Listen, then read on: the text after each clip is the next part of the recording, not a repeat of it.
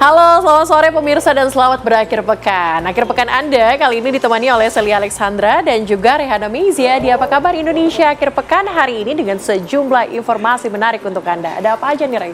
Ini kita lagi mau ngomongin tentang peninggalan sejarah Belanda, ada radio di Bandung. Oh gitu, menarik ya. Betul, ada juga sing hall yang semakin hari kan semakin Menjadi perhatian pemerintah juga. gitu ya. Kira-kira kenapa ini bisa terjadi, nanti kita hadirkan informasinya. Tapi kita punya informasi pertama, ada apa itu Rehana? Betul sekali, kita mulai ya Apa Kabar Indonesia akhir pekan pemirsa dengan informasi pertama.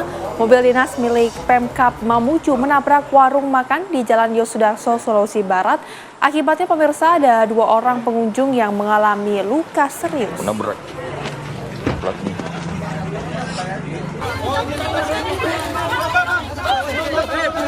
Diketahui mobil melaju dengan kecepatan tinggi dan langsung menabrak 2 orang pengunjung warung makan. Salah satu korban bahkan mengalami patah tulang. Warga yang berada di lokasi sekitar langsung mengevakuasi korban menuju rumah sakit terdekat.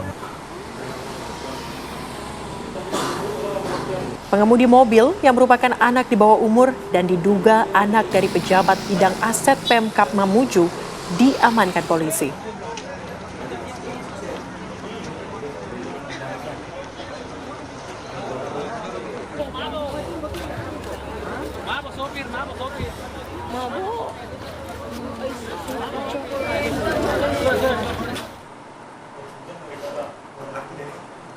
Pemirsa, gerombolan bermotor terekam kamera CCTV melakukan pembegalan terhadap 2 warga, tepatnya di Kabupaten Bandung, Jawa Barat. Inilah dia pemirsa detik-detik saat sekelompok gerombolan bermotor yang menyerang 2 orang warga yang sedang melintas di kawasan Marga Asih, Kabupaten Bandung, Jawa Barat. Tak hanya melukai korban, para pelaku pun mengambil motor korban dan langsung melarikan diri. Dalam waktu kurang dari 24 jam, Satreskrim Polres Cimahi mengamankan 12 orang pelaku. Para pelaku diamankan di sejumlah wilayah di Bandung Raya dan ironisnya pemirsa, para pelaku mayoritas merupakan anak di bawah umur. Saat ini para pelaku masih menjalani pemeriksaan oleh penyidik Polres Cimahi.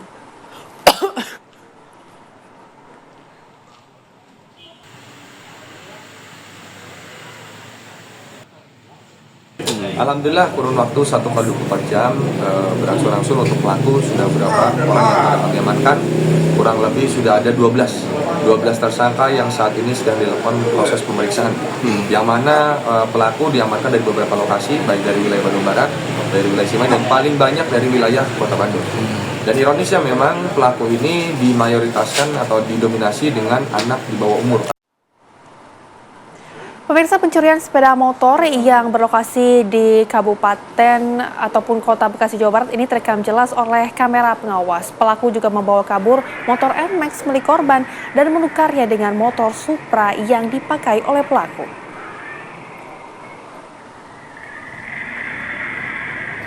Pelaku yang beraksi seorang diri datang dengan sepeda motor Supra sambil memantau lokasi sekitar. Kurang dari 1 menit, pelaku membawa kabur sepeda motor NMAX. Pelaku kabur dengan menukarkan motor Supra miliknya.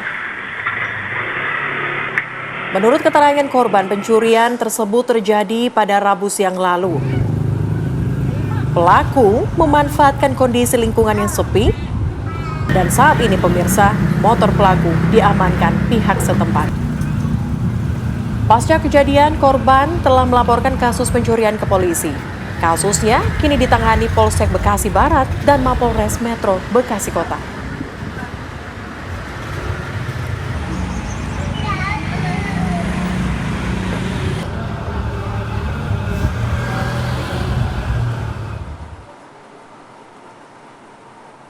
Pemirsa, seorang pengendara sepeda motor ini menjadi korban komplotan begal sadis bersenjata tajam ketika berhenti di tepi jalan kawasan Cakung, Jakarta Timur. Akibatnya pemirsa, ponsel korban ini raib digasak para pelaku, sementara motor korban yang sempat dibawa pelaku berhasil direbut kembali setelah mendapat bantuan dari warga sekitar.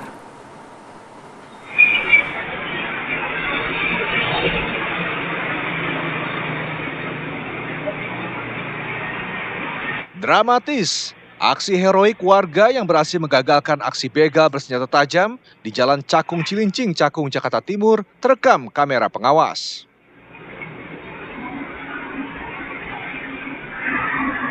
Awalnya komplotan begal sadis yang berjumlah 3 orang berputar balik dan menghampiri pengendara sepeda motor yang berhenti di tepi Jalan Cakung Cilincing, Cakung, Jakarta Timur. Para pelaku langsung mengacungkan senjata tajam jenis celurit dan merampas ponsel serta sepeda motor korban. Sejumlah warga yang menyadarinya langsung menolong korban dan merebut kembali kendaraan korban dari para pelaku. Ketiga pelaku yang panik langsung melarikan diri, namun sayangnya ponsel milik korban tidak mampu diselamatkan dan dibawa pelaku. Setelah motor orang pada teriak-teriak ya itu udah dibawa sih motornya. Terus diselamatin warga apa? Diselamatin sama karyawan PT nih. Sama warga juga. Kepolisian sektor Cakung kini tengah melakukan penyelidikan dengan memeriksa sejumlah saksi untuk melakukan pengejaran terhadap para pelaku. Dari Jakarta, Raka Prawira Wijaya, TV One mengabarkan.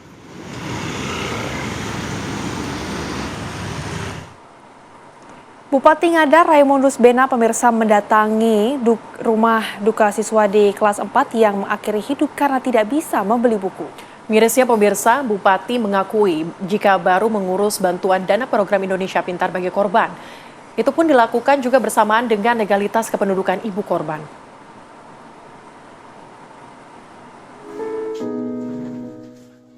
Sepekan setelah siswa SD kelas 4 yang mengakhiri hidupnya secara tragis, Bupati Ngada Raimundus Bena mendatangi rumah duka di Desa Naruwolo, Kecamatan Jerebu. Kedatangan Bupati sebagai bentuk berduka cita dan dukungan moral bagi keluarga atas kejadian yang dialami. Kedatangan Bupati selain memberikan bantuan duka cita juga ingin melihat langsung kondisi keluarga korban yang masuk dalam kategori kemiskinan ekstrim. Mirisnya, Bupati mengakui pemerintah Kabupaten Ngada baru saja mengurus legalitas kependudukan ibu korban dari Kabupaten Nagekeo ke Kabupaten Ngada. Pasca kasus ini menghebohkan warga Indonesia dalam sepekan.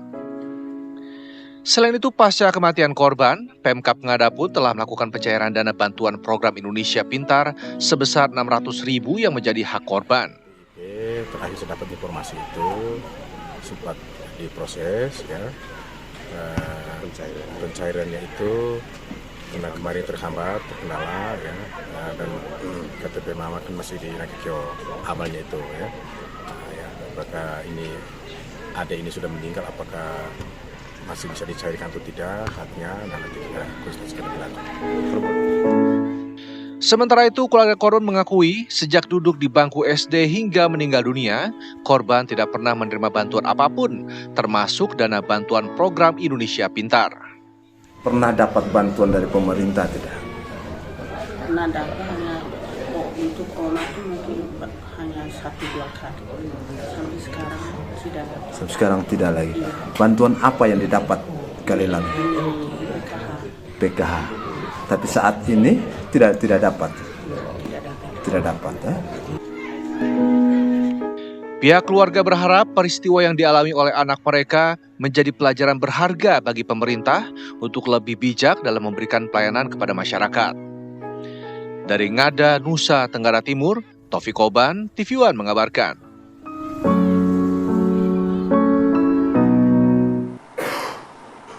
Kita ke informasi lainnya pemirsa, di mana Polda Metro Jaya membongkar kasus tindak pidana perdagangan orang atau TPPO terhadap seorang anak yang terjadi di Taman Sari, Jakarta Barat. Dalam pengungkapannya pemirsa, polisi juga diketahui ini berhasil untuk menyelamatkan 4 anak balita dan menetapkan 10 orang tersangka yang terlibat dalam jaringan jual beli anak lintas daerah. Om Swastiastu. Kasus ini bermula dari kecurigaan keluarga saat menanyakan kondisi anak korban RZ yang selama ini dirawat oleh saksi CN. Setelah dilakukan penelusuran, saksi bertemu dengan tersangka IG yang mengaku anak korban berada di Medan. Merasa janggal, saksi kemudian membawa tersangka IG ke Polsek Taman Sari untuk dilakukan klarifikasi. Dari hasil penyelidikan terungkap bahwa tersangka IG mengakui telah menjual anak korban kepada pihak lain. Anak tersebut kemudian diperjualbelikan secara berantai dengan nilai transaksi yang terus meningkat. Dalam jaringan tersebut, salah satu pelaku diketahui berperan sebagai perantara yang membawa anak-anak ke wilayah pedalaman Sumatera. Petugas pun berhasil untuk mengamankan para tersangka serta menyelamatkan anak korban, RZ bersama 3 anak lainnya yang kemudian dievakuasi dan dibawa ke Jakarta. Kita semua, Salam, Om Swastiastu. Bapak Kadiphumas, kami sampaikan Satreskrim Polres Metro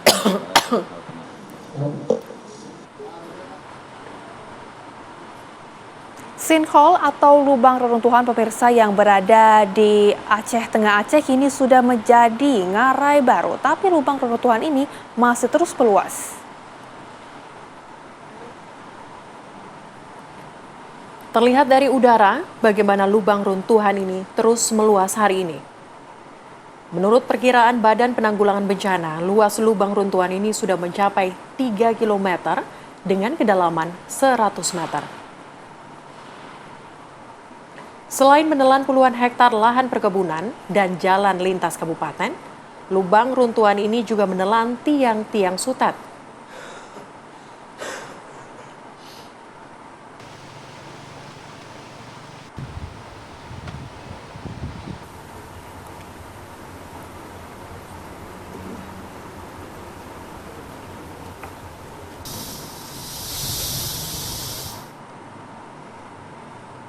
Masih mengenai sinkhole yang terjadi di Aceh, pemirsa, di mana lubang raksasa mirip sinkhole yang terus meluas kini mendapat perhatian serius dari pemerintah. Menteri Pekerjaan Umum Dodi Hanggodo meninjau langsung lubang raksasa tersebut.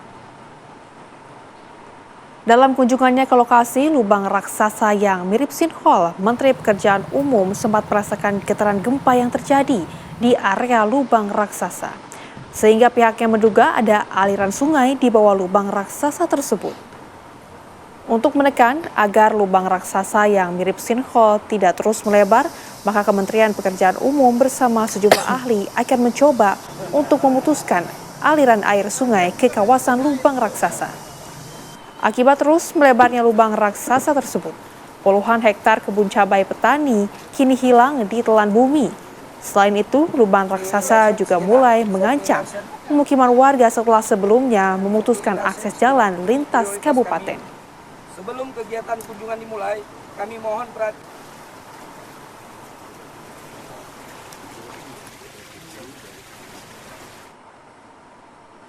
Fenomena lubang raksasa pemirsa atau sinkhole yang muncul di Kecamatan Ketol, Kabupaten Aceh Tengah semakin mengkhawatirkan. Diameter lubang dilaporkan terus meluas, terutama pasca hujan dengan intensitas sedang yang mengguyur wilayah tersebut. Pelaksana Harian Kepala Pusat Vulkanologi dan Mitigasi Bencana Geologi, Edi Slameto, ini menjelaskan bahwa berdasarkan hasil pemeriksaan kejadian gerakan tanah di Kecamatan Ketol tidak sepenuhnya dapat dijelaskan dengan mekanisme longsoran lereng secara konvensional. Sesuai dengan hasil pemeriksaan, gerakan tanah di Kecamatan Ketol tersebut menunjukkan bahwa kejadian yang berkembang tidak sepenuhnya dapat dijelaskan melalui mekanisme kelongsoran lereng secara konvensional. Selain pengaruh morfologi lereng yang curam dan sifat material penyusun yang lapuk, dijumpai indikasi yang kuat adanya proses pelemahan internal massa batuan dan tanah akibat aliran air di bawah permukaan.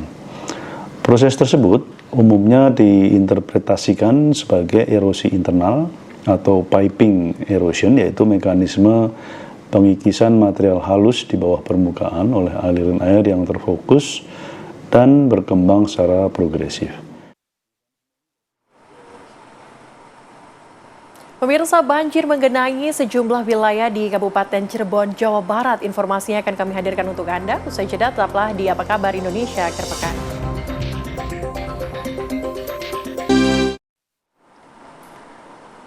Kembali bersama kami di Apa Kabar Indonesia akhir pekan. Pemirsa, banjir menggenangi sejumlah wilayah di Kabupaten Cirebon, Jawa Barat. Aktivitas warga pun ini diketahui lumpuh akibat ketinggian air yang mencapai 80 cm. Warga pun membutuhkan bantuan logistik dan obat-obatan.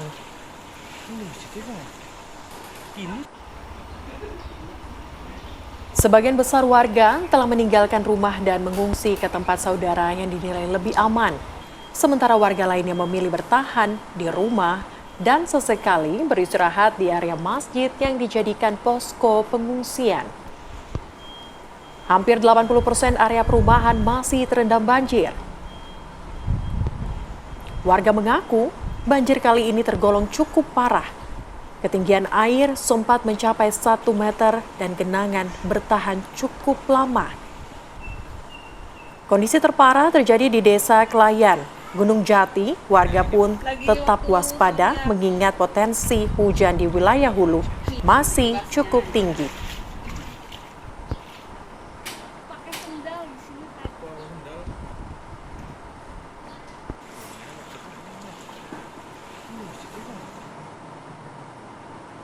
Pemerintah melalui Badan Meteorologi, Klimatologi, dan Geofisika atau BMKG melakukan operasi modifikasi cuaca di sejumlah wilayah. Langkah ini juga pemirsa dilakukan untuk mengantisipasi cuaca ekstrim serta untuk mengurangi resiko bencana banjir dan longsor. Lantas bagaimana prosedur pelaksanaan modifikasi cuaca? Berikut laporan Zidane Duhan dan juga juru kamera Bowo Iman selengkapnya. BMKG dan juga beberapa lembaga lainnya menggelar operasi modifikasi cuaca ini untuk mengantisipasi cuaca buruk yang ada di Jakarta, lebih tepatnya curah hujan yang sangat tinggi. Dan saat ini terlihat sedang proses memasukkan garam ke dalam pesawat KASA 212 milik TNI Angkatan Udara yang nantinya akan digunakan untuk menyemai garam ke arah laut agar hujan dapat dipercepat ke arah laut untuk tidak masuk ke wilayah perkotaan. Untuk lebih lengkapnya nampaknya di sini sudah ada Deputi Modifikasi Cuaca dari BMKG, ada Pak Trihandoko Seto di sini. Pak Seto, izin kami ganggu sebentar untuk menanyakan lebih lanjut nih mengenai rencana modifikasi cuaca. Pak, dapat dijelaskan seperti apa rencana dari modifikasi cuaca yang akan dilakukan hari ini, Pak? Ya, hari ini kita sudah melakukan penerbangan. Ya, tadi ada 3, 2, 5, berarti ini sorti ke-6. Ya, dengan 3 pesawat. Nah, khusus yang sorti berikutnya ini kita lihat di data radar barusan kita diskusikan, itu banyak awan-awan yang tumbuh di Selat Sunda. Awan itu bergerak ke arah timur menuju daratan. Nah, ini mumpung awannya masih di laut, sebelum bergerak ke masuk daratan, teman-teman akan melakukan penyemaian dengan NaCl, ya, supaya dia akan jatuhnya di laut, sehingga tidak menambah hujan yang ada, yang akan jatuh di daratan pada saat ini. Baik Pak, terakhir seperti harapannya seperti apa Pak dengan adanya modifikasi cuaca ini? Apakah sejauh ini sudah ada terlihat hasilnya berapa persen dapat menurunkan hujan di perkotaan Pak? Iya, ada penurunan curah hujan ya. Kemarin kita sempat turun sampai 50% pernah. Kemudian ada yang 36%, ada juga yang 25%. Jadi rata-rata sekitar 30% penurunan curah hujan. Namun demikian, ya, kita harapkan juga yang atas hujannya kita kurangi, yang bawah silahkan diperbaiki sehingga dua metode ini akan bekerja paralel untuk mengurangi potensi banjir di Jabodetabek dan sekitarnya. Baik. Terima kasih Pak Seto untuk informasinya dan kami izin untuk bisa ikut ke atas untuk melihat langsung. Baik. Ya. Terima kasih Pak Seto. Ya, itu dia memang informasi yang diberikan langsung oleh Deputi Modifikasi Cuaca dari BMKG menyebutkan bahwa dalam satu hari bisa melakukan beberapa kali penerbangan tergantung dari cuaca yang berada di atas seperti apa. Dan kami dari TV One mendapatkan kesempatan langsung untuk melihat seperti apa proses penyemaian dari garam yang nantinya akan dibawa ke arah Selat Sunda. Selain dari garam juga sebetulnya ada 2 pesawat lainnya. Ada 2 pesawat karavan yang digunakan tadi untuk menyemai kapur seperti itu di wilayah di atas Jakarta untuk memecah awan. Dan untuk yang dibawa di kapal KASA 212 ini nantinya akan membawa garam untuk dibawa ke Selat Sunda. Fungsinya adalah untuk mempercepat hujan sehingga tidak masuk ke daratan. Ikuti saya.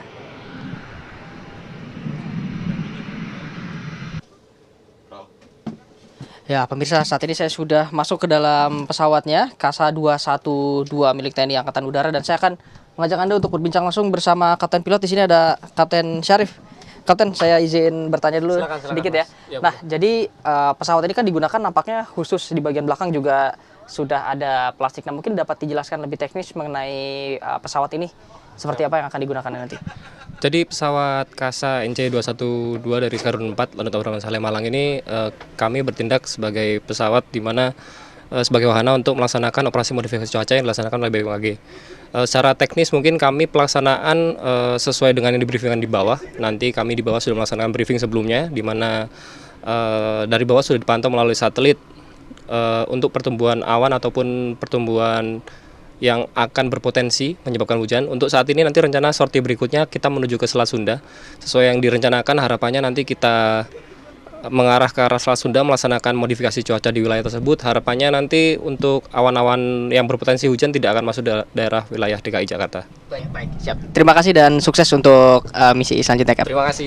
Ya, itu dia memang informasi yang nantinya akan dilaksanakan selama kurang lebih 1 hingga 2 jam di titik tertentu yang sudah ditentukan, dan saat ini kami sesaat lagi akan terbang menuju ke Selat Sunda untuk memecah awan yang berada di sana dan juga mempercepat proses hujan sehingga nantinya tidak terjadi hujan di perkotaan.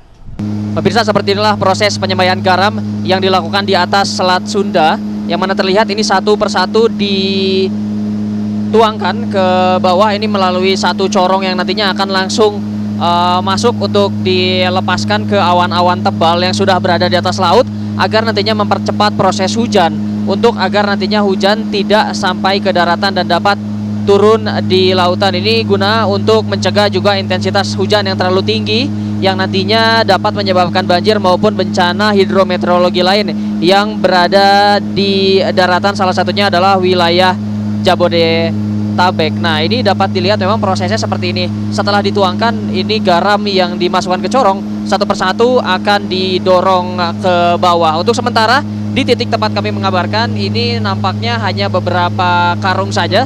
Satu karung ini informasinya ada sekitar 20 hingga 25 kilogram garam.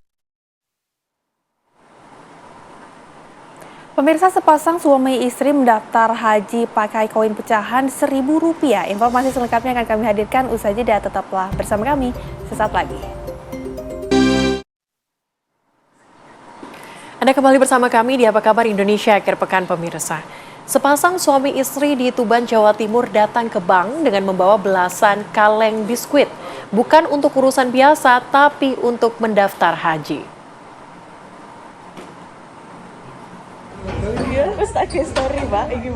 Bukan kaleng-kaleng. Pasangan suami istri Nasruddin dan Haryati mengejutkan pegawai Bank Syariah Indonesia Tuban. Mereka datang dengan 13 kaleng biskuit berisi uang koin. 11 tahun 35 hari. Masya Allah. Masya Allah, Masya Allah. Koin pecahan Rp1.000 ini dikumpulkan lebih dari 11 tahun oleh Pak Sutri asal desa Sumber Agung, Plumpang. Setelah kaleng-kaleng dibuka, barulah kerja sesungguhnya dilakukan petugas bank. Dari teller sampai satpam, semua ikut menghitung.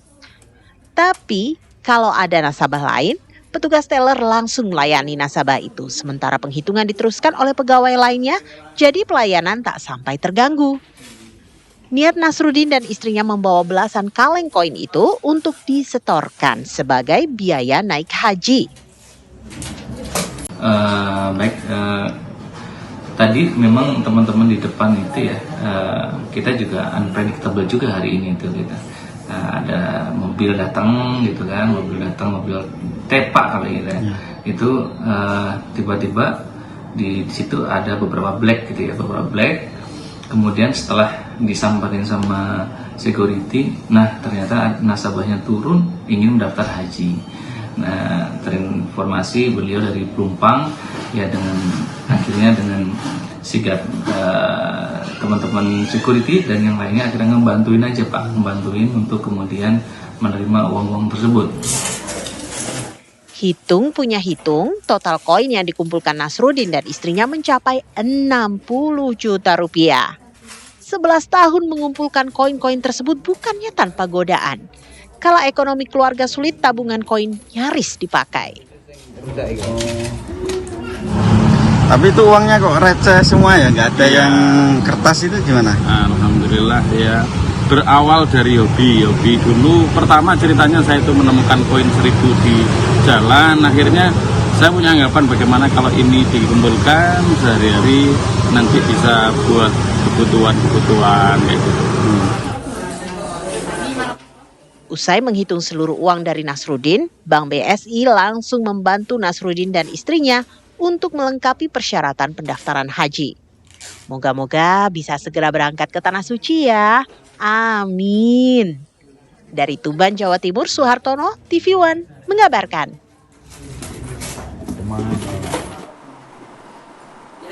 Pemirsa, Presiden Republik Indonesia Prabowo Subianto menghadiri pengukuhan dan ta'aruf untuk pengurus Majelis Ulama Indonesia atau MUI periode 2025-2030 di Masjid Istiqlal, Jakarta. Pengurus KBL mohon berpindah karena tamu VIP menunggu. Masjid Istiqlal Jakarta hari ini menjadi saksi pengukuhan Dewan Pimpinan MUI Pusat masa khidmat 2025-2030.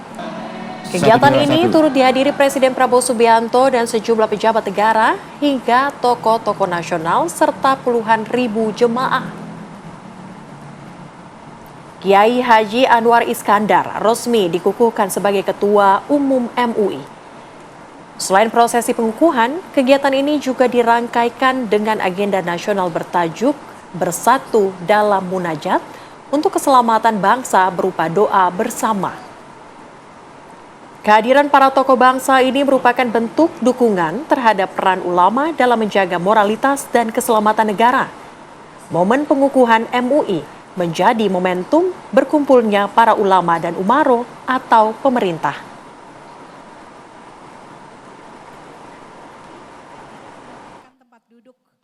Terima kasih, hari ini saya sungguh merasa bahagia, sungguh merasa besar hati. Hari ini adalah lambang dari bersatunya ulama dengan umaroh. Kalau ulama dan umaroh bersatu, insya Allah bangsa kita akan menjadi bangsa yang besar, bangsa yang makmur. Karena syarat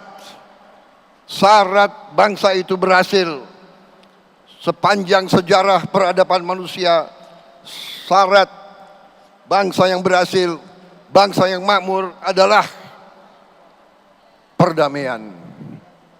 Perdamaian hanya bisa dicapai dengan bersatunya ulama dengan umaroh. Kita bergeser ke informasi lainnya untuk Anda pemirsa, di mana penonaktifan BPJS Kesehatan penerima bantuan iuran atau PBI membuat kaget pesertanya.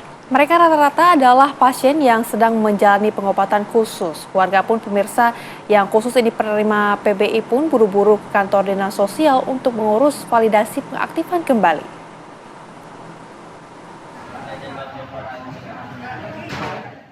Warga Kota Bekasi, Jawa Barat mendatangi kantor dinas sosial Jumat siang. Mereka datang untuk mengaktifkan kembali kepesertaan BPJS Kesehatan penerima bantuan iuran yang dinonaktifkan.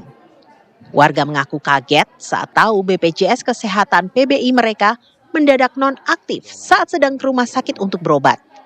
Mereka lalu diarahkan untuk melakukan validasi pengaktifan kembali ke dinas sosial. Di Selasi, karena ceknya di Selasi. Ternyata di sana udah nggak aktif. Akhirnya kata sana disuruh kemari. Iya. Tapi gimana Bu? Kesini kemarin. Oh, dari kemarin. Kemarin. Nah, ini Ibu harapannya apa gimana nih Bu? Ya biar cepat diaktifin, jangan diaktifin soalnya dadakan banget. Kemarin tanggal 1 dinonaktifkan, sedangkan ini kan melahirannya udah hari ini, harusnya tanggal 6. Tapi ini selama ini bagus ya Bu pelayanan apa segala macam? Bagus pelayanannya mah diprioritaskan lah Ibu. Ibu tahu aktifnya sampai berapa lama itu? Apanya? Mulai aktifnya nanti itu BPJS itu? Oh, ditunggu secepatnya karena ini urgent. Oh gitu. Urgensi, yang bisa harus dibawa.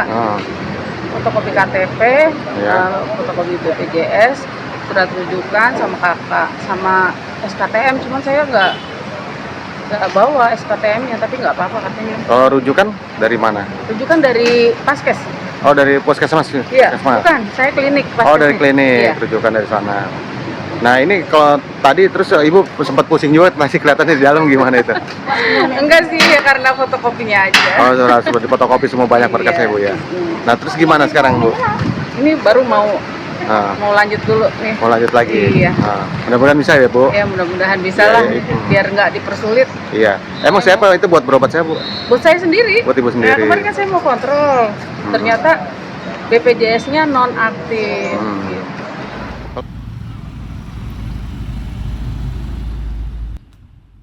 Sementara itu di Ponorogo, Jawa Timur, 33.000 peserta BPJS Kesehatan PBI dinonaktifkan. Hal ini memengaruhi para pasien yang sedang melakukan pengobatan seperti cuci darah. Salah satu peserta BPJS Kesehatan PBI mengaku akhirnya beralih ke kepesertaan mandiri agar sang ibu bisa melakukan cuci darah dengan cepat. Tanya Puskesmas dulu. Saya dari awal Puskesmas, terus dari Puskesmas saya disuruh ke kantor BPJS. Terus dari BPJS saya kalau mau cepat, kalau darurat itu harus bikin mandiri gitu. Harus pindah ke mandiri gitu BPJS-nya. Setelah itu pindah ke mandiri. Iya. Berapa hari proses? Dari BPJS saya sehari bikin, besoknya saya kesini udah bisa dipakai. Oh, bisa dipakai. Akhirnya bayar mandiri. Iya, tapi bayar mandiri. Sebenarnya, peserta BPJS Kesehatan PBI yang dinonaktifkan masih memiliki peluang untuk reaktivasi atau mengaktifasi kembali kepesertaan. Namun, pengajuan harus memenuhi unsur persyaratan administratif. Keputusan reaktivasi tersebut berada di Kementerian Sosial. Dari Ponorogo dan Bekasi, Ari Sutikno, Mahsanuddin Kurniawan, TV One mengabarkan.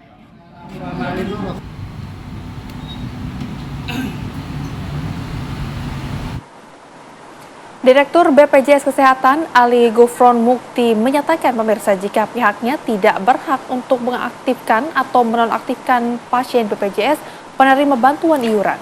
Pasien penerima bantuan iuran ditentukan oleh data yang dikeluarkan oleh Kemensos. Tahukah Anda beberapa orang yang biasa PBI tiba-tiba dinonaktifkan? Sebetulnya BPJS bukan yang mengaktifkan atau nonaktifkan sebagai PBI.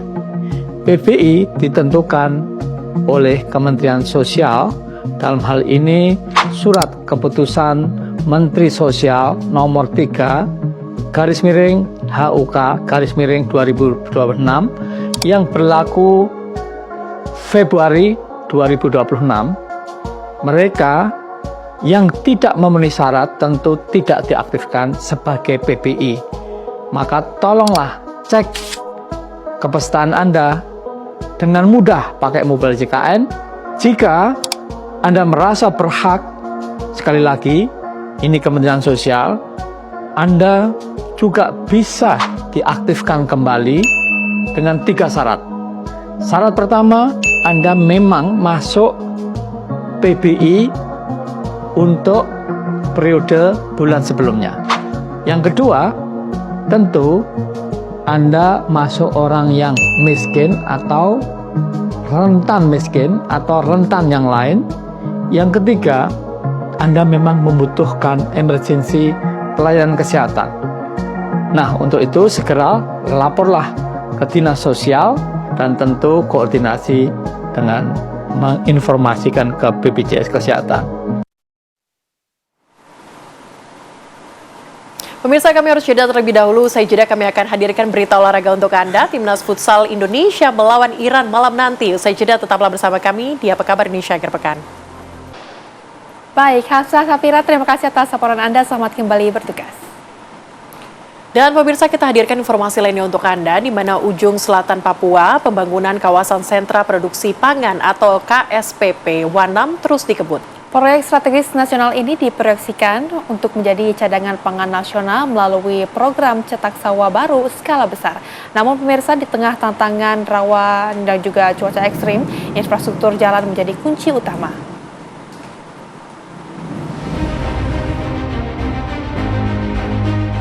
Wanam kini menjadi arena pertaruhan besar ketahanan pangan nasional. Kawasan ini diproyeksikan menjadi pusat cadangan pangan nasional melalui program cetak sawah baru seluas 1 juta hektar.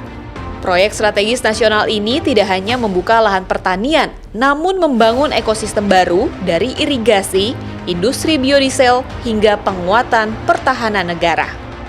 Namun semua itu tidak akan berjalan tanpa satu hal penting, yaitu konektivitas. Membangun jalan di Wanam bukan pekerjaan biasa. Kondisi alam yang didominasi rawa dengan curah hujan tinggi serta pasang surut air laut yang ekstrim sering membuat alat berat tidak berdaya. Dalam proses pembukaan lahan tidak jarang belasan eksavator tenggelam di lumpur rawa. Oleh karena itu, pembangunan jalan sepanjang 135 km yang menghubungkan Wanam dengan pusat kota Merauke menjadi perjuangan total. Hingga akhir Januari 2026, sepanjang 58 km jalan telah berhasil dipadatkan dan sudah dapat dilalui kendaraan. Ini saya di sini harian survei, Pak, untuk pas bangun jati ini. Ulus, pria asli Merauke, menjadi saksi perubahan Wanam. Dulu Wanam adalah wilayah yang terisolasi total melalui darat. Semua kebutuhan logistik hanya mengandalkan jalur air yang lambat dan tergantung pasang surut air sungai. Ya, bedanya kalau waktu sebelumnya di sini setengah mati, Pak. Karena daerahnya begini lumpur apa. Nah, sekarang udah mending lah. Sekarang, Ulus menjadi rutin mengangkut material proyek dari gudang menuju dermaga dengan waktu tempuh yang jauh lebih cepat. Bagi masyarakat lokal di distrik Ilwayap Nguti hingga Muting, jalan ini adalah harapan baru. Akses transportasi yang dulu terbatas membuat harga kebutuhan pokok mahal dan sulit didapat. Di balik pembangunan jalan, ada yang lebih dari sekedar jalan. Jalan KSPP ini juga dilengkapi sistem drainase terintegrasi yang berfungsi menjaga badan jalan sekaligus menjadi saluran irigasi sawah di masa depan. Wanam disiapkan menjadi lumbung pangan terbesar, tidak hanya untuk Indonesia, namun juga dunia. Walaupun cuaca kerap tak bersahabat, pembangunan terus berlanjut. Di tanah Merauke inilah ketahanan pangan nasional dipertaruhkan. Dan Jalan Wanam Merauke adalah urat nadi utamanya. Sementara di balik proyek PSN Wanam terdapat keterlibatan pihak swasta sebagai mitra pemerintah. Salah satunya John Lin Group, milik pengusaha Andi Syamsuddin Arsyad atau Haji Isam. Keterlibatan ini dilandasi komitmen untuk mendukung gagasan pemerintah terkait pengembangan kawasan pangan nasional.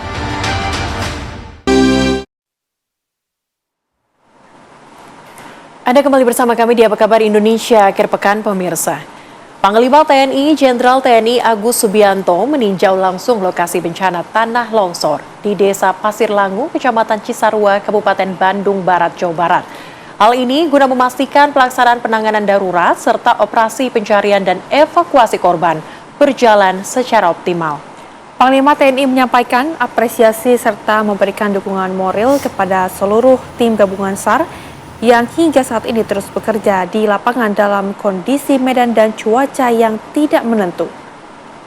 Operasi pencarian korban dilaksanakan melalui berbagai metode meliputi pencarian manual, pengerahan alat berat, serta pelibatan anjing pelacak guna mempercepat proses pencarian korban. TNI pun berkomitmen untuk terus hadir dan berada di garis depan dalam setiap upaya penanganan bencana dengan mengerahkan personel, alutsista, serta sarana pendukung yang dibutuhkan, sekaligus juga untuk memperkuat koordinasi lintas sektor hingga seluruh proses pencarian, evakuasi, dan penanganan darurat.